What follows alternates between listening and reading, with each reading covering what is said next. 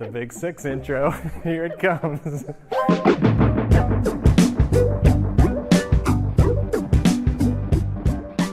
All right, I'm back with Tyler Kleinhuizen from Evo Ultra Performance in Minnesota. Strongman competitor, incredible power lifter. And today we're going to talk about pull downs or pull ups. And the reason I say pull down is because some people do it with a cable, and that's perfectly fine.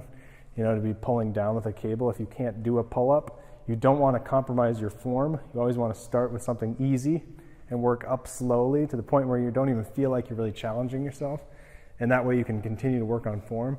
So again, the big six I'm always talking about is the deadlift, the squat, the bench press and the row, and then the push-pull vertically, which is pull down, and then the overhead press. So again, talking about the pull down, it's pretty simple.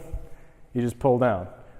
You know, some of the mistakes you oftentimes see with people is they don't go through the range of motion, and you want to go through the range of motion. You want those complete benefits. But there's, again, always issues with shoulders that you see with beginners. You know, so let's talk about that. What do you see what are you looking for when you're starting somebody on a pull up or a pull down? Starting, actually the first thing that we'll do, I call a scapular pull up. And that's just getting the feel for controlling the scapula. I'll just show you real quick. Basically, a scapular pull-up, you would get a feel for letting the shoulder blades go up and then feeling them tuck down. Shoulder blades up, tuck down. And then from there, that gives you the best feel for starting your rep.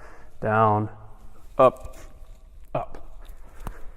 You always start your pull-up with your scapula at the lowest position? If you're getting strict and you're not going rep, going for a certain, you know, a large number of reps, but if you're going as strict as possible, it's a really good way to do it. How about arm position? Are you way outside of your shoulders? Are you inside? Sure.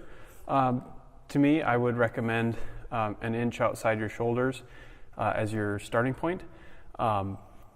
Basically, the thing you're going to want to do if you watch a recording of yourself or if you're critiquing somebody else is, are my forearms parallel to each other?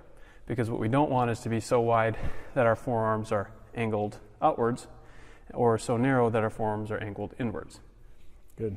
Yeah, you don't want to put too much stress on your wrist, you know, or your elbows. But other than that, I mean, really simple move. Don't overthink it. To settle the debate, this is a pull-up, this is a chin-up.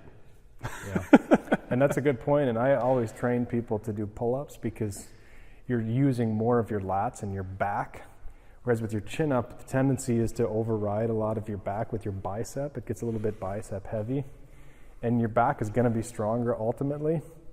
And that's one of the focuses on this position is you want, you know, your arms to tie into your back and work together. Is that what kind of your I would say in most novices, they're going to be able to get more repetitions on a chin-up. And then most advanced lifters, they're going to be able to get more repetitions on a pull-up. And it's just a maturation of, are my lats developing? Am I used to those compound movements? Good. That's it. Easy. All right.